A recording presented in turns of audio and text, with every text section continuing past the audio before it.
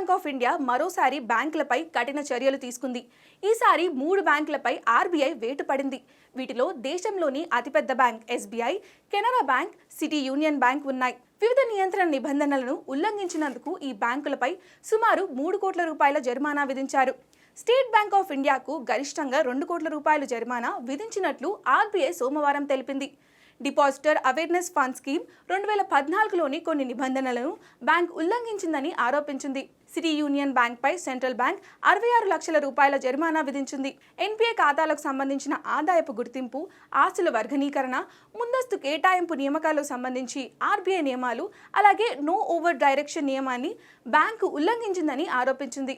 Canara bank కూడా కొన్ని మార్గదర్శకాలను పాటించడం లేదని ఆరోపణలు ఉన్నాయి. అందువల్ల బ్యాంకుకు 32,30,000 రూపాయల జరిమానా విధించారు. ఒడిశాలోని రూర్కేలాలో ఉన్న ఓషన్ క్యాపిటల్ మార్కెట్ లిమిటెడ్ పై కూడా 16 లక్షల రూపాయల జరిమానా విధించినట్లు ఆర్బీఐ తెలిపింది. ఎన్బీఎఫ్సికి సంబంధించిన నిబంధనలను కంపెనీ పాటించడం లేదని ఆరోపించారు. రెగ్యులేటరీ స్క్రూటినీ తర్వాత ఆర్బీఐ ఎప్పటికప్పుడు అలాంటి చర్యలను తీసుకుంటూనే ఉంది.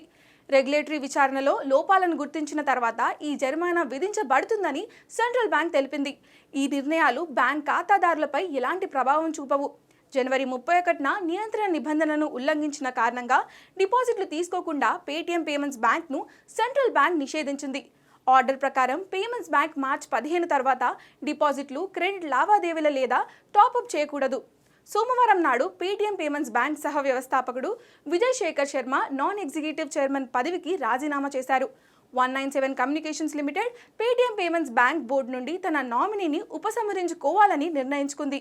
ఆ తర్వాత విజయ్ శేఖర్ శర్మ బోర్డు సభ్యుని పదవికి కూడా రాజీనామా చేశారు. పేటీఎం పేమెంట్స్ బ్యాంక్ లిమిటెడ్ భవిష్యత్తు వ్యాపారం ఇప్పుడు పునర్నిర్మించిన బోర్డు ద్వారా నిర్ణయించబడుతుంది.